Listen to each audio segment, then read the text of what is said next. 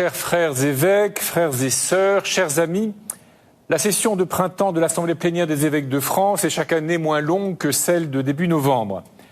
Celle-ci n'en a pas moins abouti à des décisions importantes. Elle a connu aussi des temps de réflexion dont les effets ne seront pas immédiats.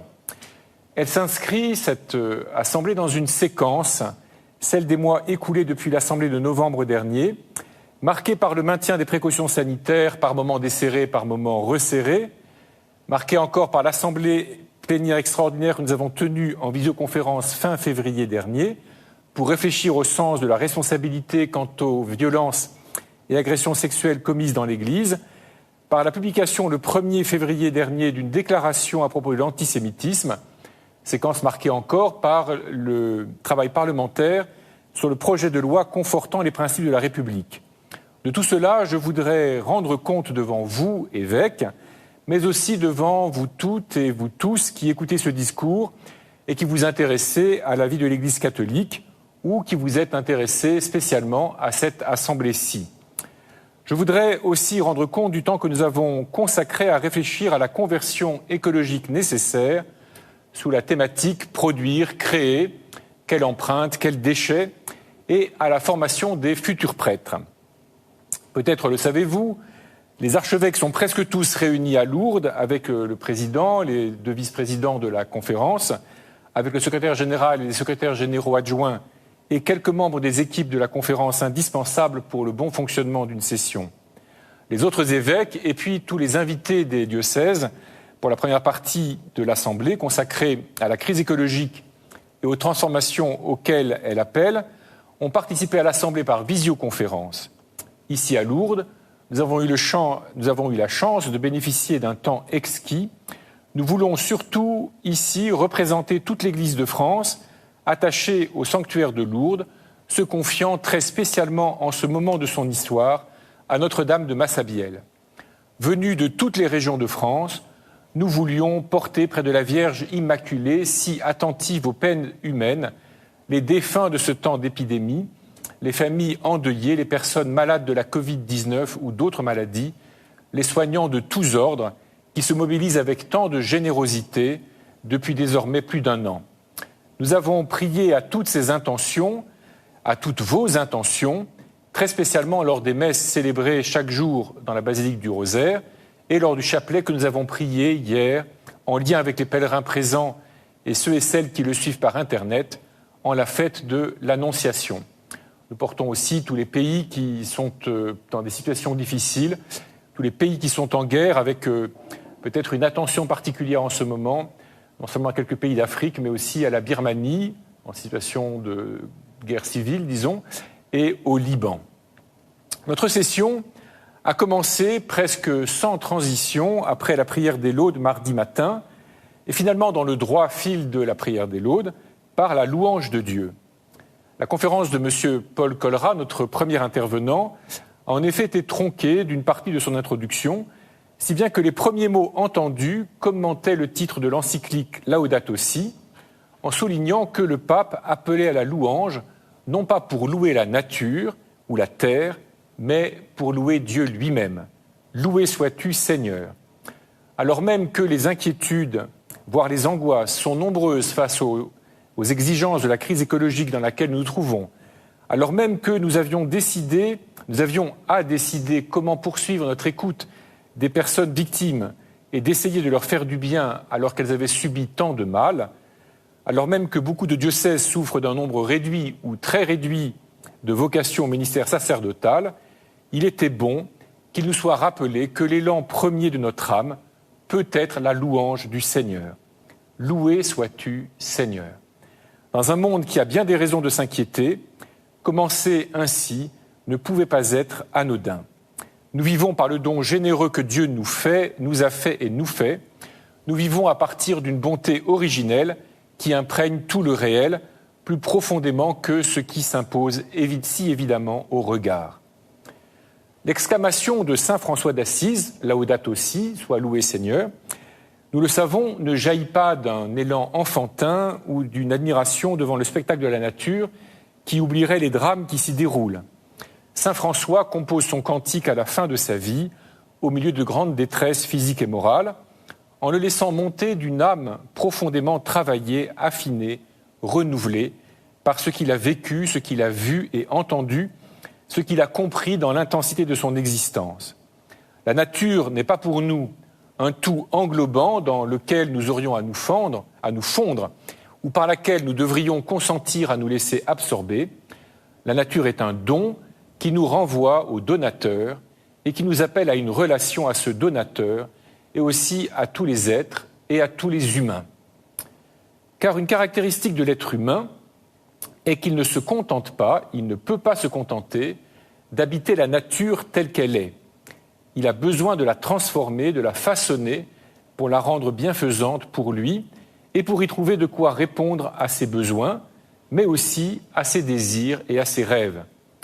Nous n'avons plus guère de traces de la manière dont nos ancêtres préhistoriques aménageaient leur habitat, même si les traces laissées nous permettent quelques conjectures, mais nous sommes encore et toujours émerveillés et émus par la beauté des dessins qu'un certain nombre d'entre eux ont laissés. L'humanité n'a pu se contenter de jardiner la terre, elle l'a creusée pour en extraire des minerais et fabriquer des ustensiles de cuisine, des bijoux, des objets cultuels et aussi des armes. Paul Colrat nous a bien montré comment la foi en la création, ou plutôt la foi en Dieu créateur, nous conduisait face à la nature à une attitude qui ne pouvait certainement pas être d'appropriation, car l'appropriation devient facilement prédatrice et destructrice et réduit la nature à un ensemble de ressources à exploiter, mais pas non plus être simplement, essentiellement de sauvegarde ou de préservation, comme si l'idéal de la nature était d'être transformée en parc naturel. Nous avons compris que la traduction française du sous-titre de l'encyclique de François était trompeuse. Elle rend par sauvegarde ce que les autres langues rendent par soin. L'encyclique ne nous appelle pas à sauvegarder la nature comme s'il s'agissait de la maintenir en l'état ou de la ramener à un état préhumain. Elle nous encourage plutôt à prendre soin de la nature en tant que maison commune, c'est-à-dire d'accompagner le développement de la nature de manière à lui permettre d'exprimer ses virtualités fécondes ou bienfaisantes, afin que tous les humains y trouvent de quoi se déployer dans toutes les dimensions de leur être. Un des critères de la justesse de notre soin étant que tous trouvent une place qui leur soit bénéfique. Ce seul énoncé fait apparaître ce qui appelle un salut. La capacité de production et de création de l'être humain devrait nourrir notre admiration et notre action de grâce. Il faut constater, hélas, que son exercice s'accompagne presque inévitablement de destruction, d'abus, d'exploitation exagérée, et que toute appropriation tourne presque fatalement à la confiscation, à la prédation, et par conséquent à la domination sur d'autres humains ou à leur exclusion. Il se trouve que pendant ces quelques jours, nous avons entendu dans la liturgie de la messe des passages du chapitre 8 et du chapitre 10 de l'Évangile selon saint Jean. Or, tout au long de cet Évangile, il est question de l'œuvre de Dieu, des œuvres bonnes que Jésus fait, des œuvres du diable et des œuvres que nous, humains, produisons. Le problème spirituel peut être, je crois, formulé ainsi. L'être humain ne peut pas ne pas œuvrer. Il ne peut pas ne pas produire des œuvres qui sont des actes ou des objets, mais peut-il vraiment espérer faire l'œuvre du Père ? Plus dramatiquement encore, pourquoi l'être humain, dès lors qu'il œuvre, qu'il agit, ne peut-il pas ne pas faire un peu ou beaucoup de mal ? Ne pas apporter de la destruction, des déchets, des situations d'injustice, d'exploitation et d'aliénation, ou dans un autre domaine, celui des relations, mais la logique est la même, ne peut-il pas ne pas risquer de blesser, de déranger, d'inquiéter, d'humilier les autres ? Toute l'histoire adresse cette question et la crise écologique la rend plus insistante encore. Nous vivons, je crois, un moment très spécial de l'histoire de l'humanité. Comme jamais sans doute, nous sommes conscients que les activités humaines ou les réalités humaines, même les plus nobles, même celles qu'il y a quelques décennies on glorifiait sans mauvaise conscience, ont toujours transporté en elles des ambiguïtés porteuses de mort. Nous savons aujourd'hui massivement que nous ne pouvons guère produire sans polluer l'atmosphère ou les rivières, sans générer des déchets qui finissent par souiller la terre, de même que nous ne pouvons cultiver ou extraire ou fabriquer ou commercer sans générer des structures plus ou moins inégalitaires. Nous mesurons mieux qu'aucune époque avant nous combien tout acte de production, si réjouissant, bénéfique, voire admirable soit-il, s'accompagne d'effets négatifs et est suscité par des intentions qui ne sont pas toutes claires. Et plus terrible encore, si nous nous disons que l'œuvre de Dieu, c'est que nous aimions, nous constatons aujourd'hui que l'amour lui-même peut engendrer des situations destructrices. Tous les humains sont appelés aujourd'hui à un examen de conscience drastique où toutes les réalisations personnelles et collectives et toutes les relations doivent être revues sans cesse pour déceler ce qu'elles ont pu transporter de destructeur ou ce qu'elles peuvent encore transporter de destructeur. Le risque redoutable de tout cela, c'est que nous n'osions plus agir. Le Seigneur Jésus, dans l'évangile proclamé mercredi, nous a dit « Qui commet le péché est esclave du péché ».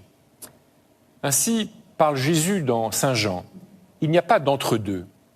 Un petit péché place du côté du péché et fait sortir du côté de Dieu. Il est juste et bon que la tradition morale ait appris à distinguer les péchés mortels et les péchés véniels, ce qui nous coupe de la relation vivante avec Dieu et ce qui l'endommage seulement. Mais nous ne devons pas négliger la formule de la bienheureuse Isabelle de France « Ce péché est véniel, mais il est mortel à mon cœur ». Aux yeux de Jésus, nous ne pouvons nous résigner à aucun péché. Mais cela ne nous prive pas d'agir. Jésus vient au contraire nous libérer en nous donnant la lumière pour désigner le péché comme péché et pour nous donner la force de ne pas y consentir. Nous ne pouvons pas davantage nous contenter de ce que toute activité humaine se paie d'une perte, d'une dégradation dans la nature. Certes, une telle dégradation n'est pas de soi de l'ordre du péché mais du mal, mais chacune de ces dégradations, chacun de ces déchets signifie le règne du péché en chacun de nous et en nous tous. L'être humain est invité à œuvrer l'œuvre du Père, il ne peut se satisfaire de la souiller, ni beaucoup, ni même un peu. Mardi, nous avions entendu le Seigneur déclarer dans l'Évangile « Vous, vous êtes d'en bas, moi je suis d'en haut. Vous, vous êtes de ce monde, moi je ne suis pas de ce monde. » N'entendons pas ces paroles comme si elles opposaient l'en haut et l'en bas. Entendons-les plutôt, je crois, à la lumière du psaume qui chante « La terre a donné son fruit, Dieu, notre Dieu, nous bénit. » Ceux qui sont d'en bas sont faits pour monter, et celui qui est d'en haut est prêt à s'abaisser pour les rejoindre et les emmener plus haut avec lui. Le monde n'est pas fait pour rester enfermé en lui-même, et il est monde dans la bouche de Jésus, selon saint Jean, lorsqu'il ne veut pas être rejoint et tiré vers ailleurs. Et c'est pourquoi Jésus ajoute « Vous mourrez dans vos péchés, en effet, si vous ne croyez pas que moi je suis, vous mourrez dans vos péchés. » Car telle est paradoxalement la bonne nouvelle de Jésus. Il vient, lui, pour que le poids du mal et l'esclavage du péché n'emportent pas l'humanité, mais bien son acte à lui qui vient nous rejoindre jusque dans les profondeurs de la mort pour nous entraîner dans sa résurrection. Par la plénitude qu'il a acquise jusque dans sa chair mortelle, il nous assure qu'aucun mal ne restera oublié au terme de l'histoire, aucune victime ne sera purement et simplement passée au compte des pertes et profits. Si toute activité de production suscite du déchet, de la pollution, et risque de créer des situations d'injustice, et si toute relation, même la meilleure, ne peut jamais être indemne de causer de la déception ou de la souffrance, Jésus nous assure que Dieu, lui, ne se résout pas à ce que l'histoire humaine avance en marchant sur des victimes qui en seraient comme les déchets. Jésus est venu pour tout récapituler et pour tout tirer vers le Père, en commençant par les plus petits ou les plus abîmés. Ce faisant, il nous invite à oser chercher à faire l'œuvre du Père en chacun de nos actes, chacune de nos réalisations. Il nous rend libres, non pas de faire ce qui nous plaît sans réfléchir, mais parce qu'il nous rend la capacité d'agir comme des fils ou des filles du Père, prenant soin de la maison commune et de tous les êtres, en commençant par nos frères et sœurs en humanité, avec qui nous avons attaché de faire de cette terre et de ce cosmos une maison commune. Et lui prend aussi sur lui ce que nous produisons comme mal et comme déchets. Cet effort n'est jamais achevé, notre œuvre ici-bas ne peut être que mêlée, mais Jésus se livre pour que toute existence humaine vaille la peine d'être vécue et puisse déboucher dans la vraie maison commune, dans la communion éternelle de Dieu. Nous célébrerons cela au long de la semaine qui vient, dans l'acclamation des rameaux et dans les gestes si amples et si simples aussi de la messe chrismale, de la messe de la Seine, dans la vénération de la croix et dans le secret de la vigile pascale. Au cours de notre première soirée a été diffusé pour les évêques et leurs invités diocésains, en mode de vidéo, le film Les Pépites. Ce film a montré avec force ce drame de l'histoire dont le Créateur refuse de se contenter. Et que deviennent, que pèsent ceux et celles des enfants de la décharge qui n'ont pu être intégrés au programme de monsieur et madame Despaillères? Que deviennent, que pèsent dans les vues du monde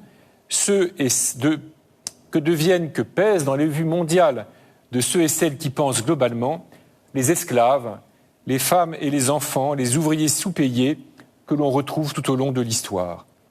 En aucune des œuvres dont nous profitons, nous ne pouvons totalement négliger ces victimes, moins encore que nous ne pouvons ignorer ce que la production de ces œuvres a causé de pollution et de déchets.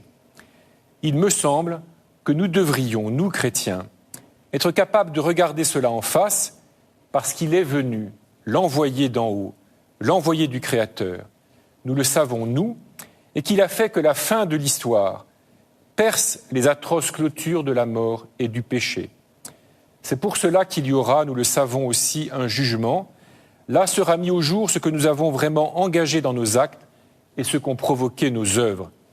Mais cette lumière ne sera pas pour nous accabler, elle sera pour nous permettre de faire la vérité et de tourner vers le Père, en le remettant à la force de son pardon, même ce que nous n'aurons pas su faire vraiment ici-bas en lui. Cette foi ne saurait être un prétexte à ne pas nous préoccuper des effets négatifs de toute action. Au contraire, nous devrions, nous chrétiens, profiter de la lucidité exacerbée de notre époque et contribuer à cette lucidité, mais en croyant qu'il est possible, Dieu aidant, de chercher des moyens de production et de consommation nouveaux, attentifs à limiter le mal qui pourrait être suscité et à transformer les relations sociales en n'étant pas dupes de leur capacité à générer de l'injustice et de la violence. Depuis cette vue un peu trop synthétique, je voudrais recueillir quelques convictions quant aux sujets qui nous ont occupés. Tout d'abord, quelques réflexions concernant les productions et créations humaines. Avec nos invités diocésains, nous avons entendu deux conférences remarquables, l'une de M. Colrat, déjà cité, philosophique et théologique, et l'autre de M. Bertrand Badré, ancien directeur général de la Banque mondiale et fondateur d'un fonds d'investissement. Et nous avons entendu aussi des témoignages très stimulants. Nous avons réfléchi ensemble en petits groupes, grâce aux prodiges de la technique. Dans ces groupes, chaque invité a apporté beaucoup. Nous avons eu l'écho de ce qui se cherche, de ce qui se fait, de ce qui se réfléchit, dans des milieux très divers et dans des niveaux de responsabilité très variés, pour agir, œuvrer, produire et commercer, échanger, tout en prenant en compte le risque constant de produire des déchets, de la pollution et du mal. Quelques réflexions donc. L'humanité doit œuvrer. Elle ne doit pas se laisser paralyser par la conscience du mal inévitable et du péché qui corrompt tout. Mais désormais, nous ne pouvons pas produire sans avoir conscience des déchets et des pollutions que notre activité induit et sans chercher à les réduire ou à les recycler, ni non plus sans être conscient que tout travail, tout labeur, crée à des risques, à des degrés divers, des risques en matière d'hygiène et de sécurité. On peut dire qu'il y a là un progrès de notre époque. Il serait vain, et même dangereux pour l'humanité, d'entretenir l'illusion que nous pourrions vivre vraiment sans laisser de traces de notre passage. Nous pouvons même, au contraire, nous réjouir de laisser de telles traces. Mais nous pouvons et devons chercher à toujours mieux réduire les pollutions et les déchets, l'impact négatif de notre production, parce que même si nous ne pouvons que tendre à ce but sans jamais l'atteindre, cette tension nous entretient tous dans l'attente de la vie en plénitude, où nous serons purement bienfaisants les uns pour les autres. L'accélération des pollutions et des déchets vient de l'effort considérable fourni par l'humanité, notamment occidentale, pour nourrir une population nombreuse et fournir au plus grand nombre le plus de produits possible. Si l'accroissement de l'empreinte de l'humanité sur la nature vient pour une bonne part de l'accroissement du nombre des humains, l'ampleur de cet accroissement tient aussi à une recherche exacerbée de possession, au fait que nous cherchions tous plus ou moins à des degrés divers la preuve de notre existence dans l'appropriation de biens plutôt que dans la qualité de nos relations aux autres, à nous-mêmes, au cosmos, à Dieu. À la société de consommation ne peut s'opposer qu'une spiritualité du désir. Seule l'abondance spirituelle peut faire goûter la joie d'une sobriété matérielle, nous a expliqué Paul Colrat. Se pose ici alors la question du motif de notre agir, de l'élan qui nous pousse à œuvrer. Est-ce le profit, comme ce fut théorisé, M. Badré nous l'a rappelé brillamment, pour des raisons qui, pour n'être pas toutes mauvaises, n'étaient pas suffisantes, ou bien est-ce la volonté de répondre à un besoin humain, un service à rendre qui est mieux rendu dans un contexte de dynamisme économique plutôt que de simple économie de subsistance? On ne travaille que sur ce qu'on mesure, a affirmé M. Badré. Et c'est plus que vrai. De quelle manière mesurons-nous notre agir, notre œuvre, pour la valoriser à nos propres yeux? Et comment regardons-nous l'œuvre d'autrui? Ne mesure-t-on que ce que l'on produit ou aussi ce que l'on suscite de déchets et de pollution? Quels instruments de mesure nouveaux pourrions-nous imaginer? Comment prendre en compte les destructions humaines et sociales? Comment se fera l'équilibre? Et parallèlement, à un autre niveau, étroitement coordonné néanmoins, dans mon agir quotidien, est-ce que je ne regarde que le but atteint ou est-ce que j'essaie de regarder les douleurs, les déceptions causées? Notre jugement ici-bas sur nos actes et nos œuvres peut essayer d'être de plus en plus précis au long de notre vie parce que nous ne regardons pas le jugement de Dieu avec crainte, mais avec l'espérance de savoir enfin ce que réellement nous avons produit. Il me faut ajouter ici un mot sur la révision des lois de bioéthique et sur la proposition de loi en faveur de l'euthanasie. Si l'être humain est fait pour produire et créer, peut-il pour autant regarder sa vie et celle des autres, sa conception et sa mort comme une production? Nous savons, nous, chrétiens notamment, ce qui est perdu lorsqu'on ne voit plus la vie comme un don qui ouvre à une alliance, mais une série de processus physico-chimiques dont la pertinence est mesurée par l'efficacité ou par l'autonomie. L'œuvre à laquelle tout être humain est appelé, si petit soit-il, si abîmé puisse-t-il être, si peu désiré est-il été, est d'un autre ordre que toute production. Elle se joue dans le fond de son cœur, dans le consentement qu'il peut chaque jour ou au moins une fois dans sa vie donner. Quelques réflexions quant à la fraternité. Car il ressort des évangiles que l'œuvre de Dieu, l'œuvre qu'il nous donne de faire, c'est de vivre en frères et sœurs, précisément en nous donnant les uns aux autres de vivre, d'être des vivants, chacun dans sa singularité, nos relations édifiant peu à peu une maison commune où chacun trouve sa place. Mais nous sommes conscients que cette vision magnifique suppose que nous soyons sans illusion sur les faux semblants de la fraternité, sur le mépris, l'envie, la méfiance, le dénigrement, la colère, qui habitent toujours plus ou moins nos esprits et nos cœurs et nos esprits, et qui imprègnent nos actes et nos œuvres plus que nous ne le savons. Je voudrais remercier au nom des évêques et de leurs invités, Madame Jeanne Zeller, Monsieur Étienne Hirschauer, Madame Delphine Chouvet, Monsieur Bertrand Fouché, qui nous ont apporté leurs témoignages, et les EDC et le Secours catholique qui nous ont permis de les découvrir. Car les uns et les autres nous ont montré qu'il était possible d'œuvrer dans ce monde, de produire des œuvres, en recyclant les déchets de notre système de production et de consommation, et aussi en permettant d'accéder à la dignité du travail, en permettant à des personnes que notre système social peine ou même avait renoncé à y conduire, d'accéder à la dignité du travail. Il est sans doute significatif que le recyclage des objets soit si propice à la réintégration des personnes, encore une fois comme si les objets étaient un signal des effets de nos organisations sur les êtres humains. Il est impressionnant de voir des hommes et des femmes pleins de talents et de compétences consacrer leur énergie et leur temps à permettre à d'autres de travailler en réorganisant le travail pour qu'il soit accessible à tous plutôt qu'en imposant les modes de travailler à tous. Certains ateliers en groupe ont montré que les associations diocésaines pourraient chercher de manière plus déterminée à être de tels lieux aussi. En tout cas, évêques et invités ont été remplis de joie en découvrant ces réalisations. Un des apports importants de l'encyclique Fratelli Tutti est précisément de remettre en lumière la dignité du travail. L'effort de nos sociétés pour être plus inclusives mérite d'être reconnu. Les chrétiens se doivent d'y contribuer de toute leur force. Produire, créer, c'est forcément mettre en place des dispositifs de travail. Certes, il faut chercher la rentabilité et l'efficacité, mais l'imagination peut se faire créatrice aussi pour accueillir ceux et celles qui sont moins adaptables. Cela nous dit quelque chose de la dignité humaine.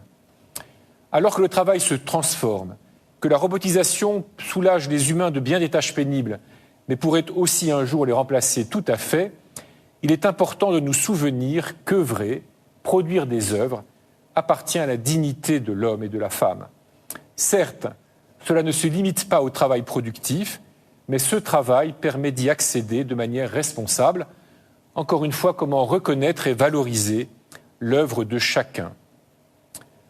On a pu regretter, dans cette séquence consacrée à l'écologie, que notre réflexion ne profite pas assez des efforts réels menés dans les grandes entreprises, à la fois pour lutter contre la pollution et réduire l'empreinte écologique, mais aussi pour améliorer la sécurité et l'hygiène au travail, ici en France, mais aussi ailleurs dans le monde. On a pu regretter encore que la dimension politique n'ait pas été assez considérée. Les transformations à vivre dans nos modes de production et de consommation, comme dans l'organisation du travail, ne peuvent en rester à des réalisations de taille petite ou moyenne. Seules les grandes entreprises ou les États peuvent avoir une action à l'échelle de l'urgence et des défis écologiques comme à celle des défis sociaux. Nous aurons sans doute à oser une parole publique forte, relayant celle du Saint-Père. Ces trois réflexions permettent de vérifier que la question écologique et la question sociale sont intimement liées. Nous le vérifierons encore lors de notre session prochaine de novembre, dont le thème sera « Cri de la terre et cri des pauvres ». L'humanité ne peut faire avancer son histoire sur les débris et les victimes qu'elle sème. Ces réflexions me conduisent à une autre qui s'éloigne un peu de nos réflexions de cette session, mais que le contexte social présent rend nécessaire. Le racisme et les questions de genre ne cessent de revenir habiter notre débat public. Le soupçon que tel comportement est raciste ou déterminé par des préjugés non critiqués devient constant dans notre société. Il y a là quelque chose d'épuisant. Mais nous devrions, nous chrétiens, y être attentifs tout de même. Ce que le Seigneur nous révèle de nos œuvres et du péché devrait nous convaincre que nous ne sommes jamais indemnes de ces comportements. Des siècles de pratique de l'esclavage et de la colonisation ont inscrit dans le tréfonds de nos regards, de nos pensées, dans nos réflexes, des manières de comprendre, d'analyser, de juger, dont on ne guérit pas avec seulement un peu de bonne volonté. Je l'ai dit, notre humanité accède en notre temps à une lucidité jamais atteinte. Elle pourrait faire douter que des relations fraternelles soient possibles. Notre foi dans le Christ nous aide à comprendre que nos œuvres sont toujours entachées de ce que nous ne voudrions pas y mettre, mais qui s'y ajoutent que nous le voulions ou non. Et pourtant, il vaut la peine d'essayer d'entrer en relation fraternelle les uns avec les autres. Le désir d'être gentils les uns avec les autres, et même le partage de la même foi, ne suffisent pas à guérir totalement les relations entre des êtres humains nécessairement différents. La foi dans le Christ, si nous écoutons sa parole, nous appelle à être toujours plus attentifs les uns les autres à ce que nous portons en nous. Dans ce contexte, notre déclaration du 1er février sur l'antisémitisme est importante. Nous y avons affirmé que guérir de l'antisémitisme serait la pierre de touche de l'accès à une fraternité universelle véritable. Il ne suffit pas devant le Seigneur de nous payer de mots. La purification de nos cœurs et de nos esprits est un effort constant. De ce point de vue, un travail sur la notion d'accomplissement, mais aussi sur la figure évangélique du pharisien, comme une analyse mieux partagée de ce que saint Jean appelle les Juifs, comme une réflexion sur la terre, seront d'une grande utilité. Notre pays réfléchit actuellement à la manière d'intégrer davantage nos concitoyens musulmans, tout en luttant efficacement contre le terrorisme, mais surtout contre ce que l'on peut appeler le séparatisme islamiste. Comment notre État républicain peut-il être aussi une maison où des hommes et des femmes divers se trouvent heureux d'habiter et d'œuvrer ensemble? Notre conviction est que l'État se renforce lorsqu'il reconnaît à ses citoyens la liberté de servir Dieu en toutes choses, et non pas seulement l'État lui-même ou ce qui les fait survivre.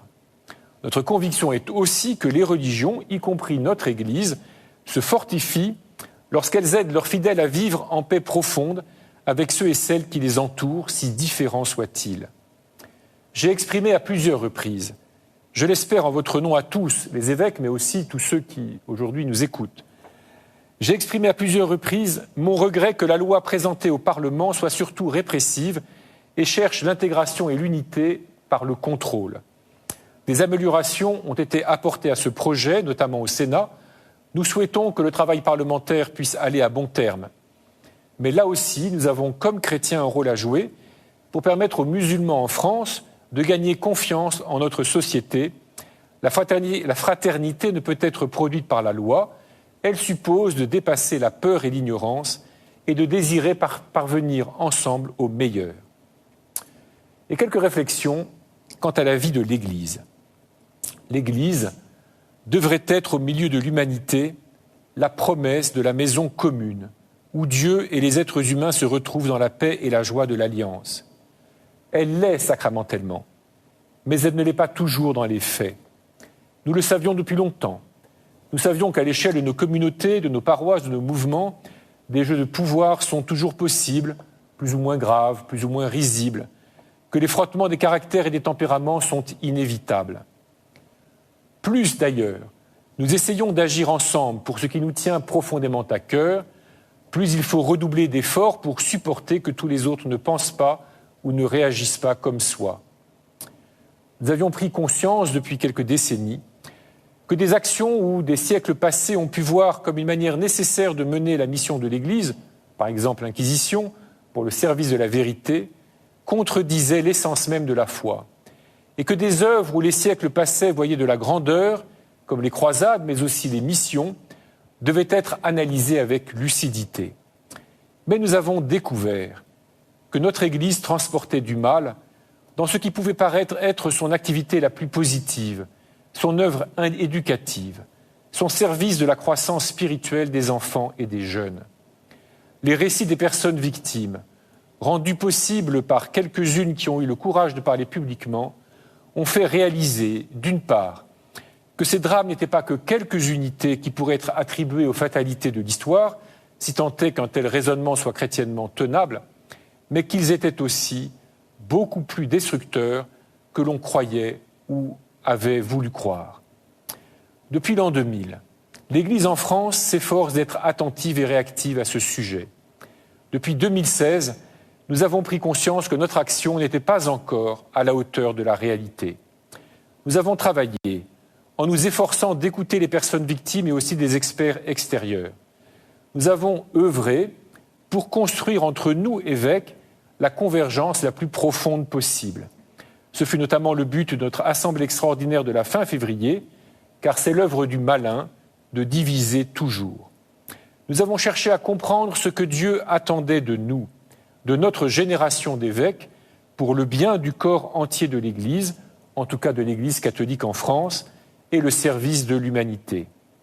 Nous avons tâtonné pour trouver comment faire du bien aux personnes victimes qui ont tant souffert, non seulement des violences et agressions sexuelles subies, mais aussi de l'indifférence, de l'incapacité de leur entourage de voir et de deviner ou d'entendre, de l'incapacité de l'Église, dans ses communautés ou dans ses responsables, de mesurer ce qu'elle vivait et supportait dans le fil des jours, au-delà même des actes subis.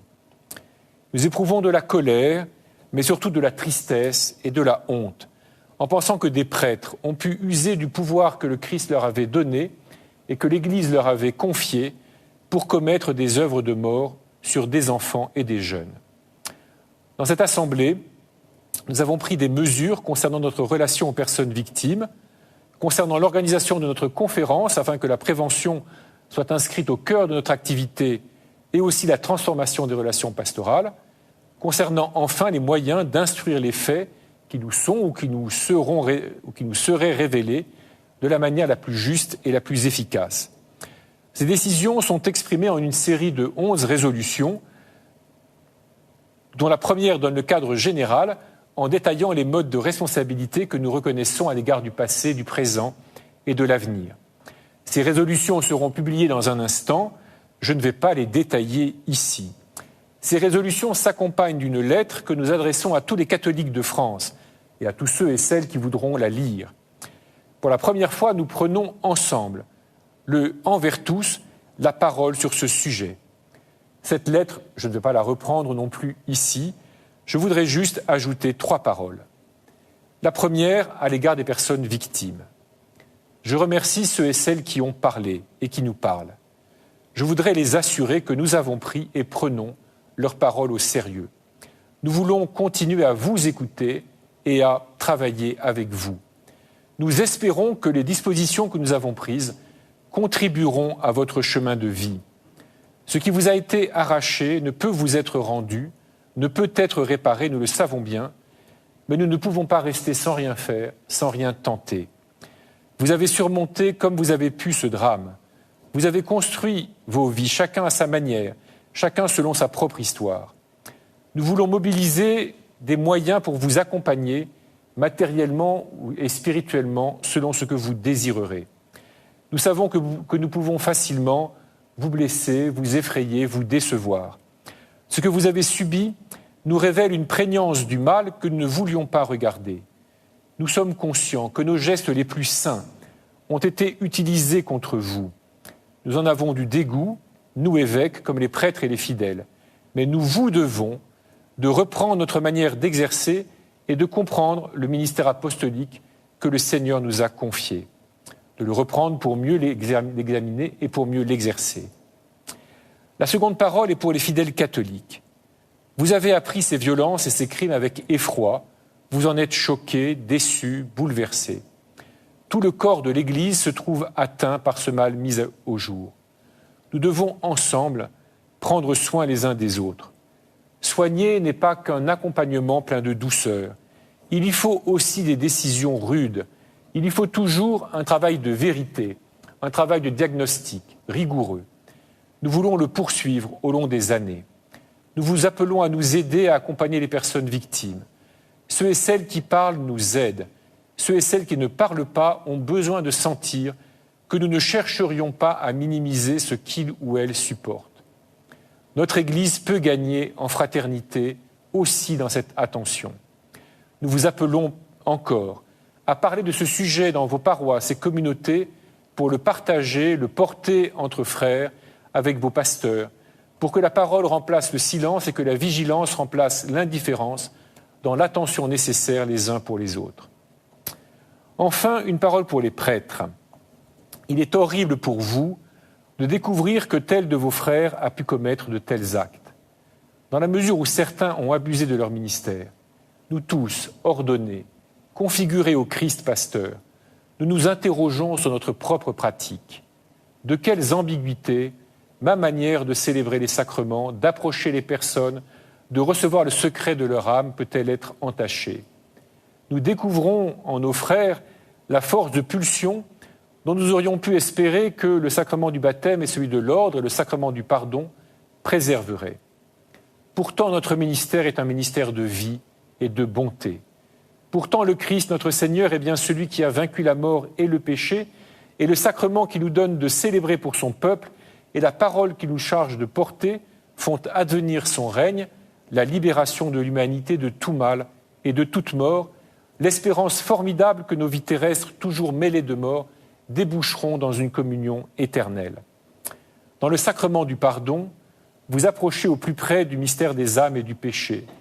Vous êtes témoin du travail de l'Esprit Saint qui rend un être humain capable de désigner le mal qu'il fait et de choisir de ne pas en rester prisonnier, en se mettant sous la force du Christ. Vous êtes les témoins et les agents de l'infinie patience de Dieu qui travaille parfois très lentement dans le cœur des pécheurs pour les détacher du mal. Le secret de la confession n'est en rien complicité avec le mal et encore moins complaisance pour des confidences étonnantes.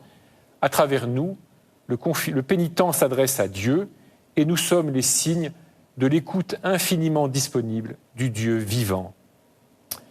Nous avons aussi voté la ratio nationale des séminaires, c'est-à-dire le texte qui organisera désormais la formation des futurs prêtres. Vous en comprenez, vous tous qui m'écoutez, l'importance et l'exigence pour notre avenir. La nouveauté qui a été voulue par le document romain dans notre ratio et l'adaptation à notre pays est de passer d'une logique de formation rythmée par les 2 cycles d'études, cycle de philosophie et cycle de théologie, à une formation intégrale centrée sur la structuration de l'homme intérieur et de l'identité du prêtre. Le texte met en valeur l'aspect pastoral et missionnaire de la formation des prêtres. Il met l'accent sur la formation humaine et l'intégration des outils de la psychologie dans le discernement. Il insiste sur la nécessité de constituer des équipes stables de formateurs. En votant ce texte, nous voulons redire aux jeunes et aux moins jeunes combien la vie sacerdotale peut être une belle manière d'accomplir son existence dans la suite paradoxale du Christ. La conscience de nos faiblesses humaines doit conduire à un effort de vérité. Il faut oser regarder en face ses incapacités psychologiques ou autres, mais nous pouvons le dire, si nous repérons sérieusement un appel du Seigneur, il vaut la peine d'oser avancer pour porter la grâce du Christ au bénéfice des humains. Frères et sœurs, chers amis, au cœur de notre assemblée, hier, jeudi, nous avons célébré l'Annonciation à Marie. Nous y avons contemplé ensemble le mystère invisible du dépouillement que le Fils bien-aimé a consenti pour entrer tout entier dans notre condition humaine, pour l'apprendre pour lui totalement dans toute sa profondeur, excepté le péché, cette exception n'étant pas pour être différent de nous, mais parce que seule la sainteté permet la totale solidarité. Et nous avons contemplé ensemble aussi le mystère un peu plus visible du oui de Marie. D'elle, l'Immaculée, la belle dame de Massabielle, nous recevons l'assurance qu'un oui plein, sans ombre, sans ambiguïté, est monté de notre humanité vers Dieu, et qu'aucun mal, aucune trahison ne peut défaire le nœud de l'alliance nouvelle et éternelle, scellée dans le Christ, vrai Dieu et vrai homme, et en Marie, sa mère, notre mère. Cela nous a été bellement dit hier, le oui de Marie est l'œuvre humaine la plus parfaite, celle où l'éternité et le temps, la liberté de Dieu et celle de l'homme, ont été conjoints dans l'ajustement le plus plénier. Nous confions à Marie les décisions que nous avons prises. Elles décevront certains, elles étonneront d'autres. Elles sont modestes en fait, mais elles nous engagent pour l'avenir.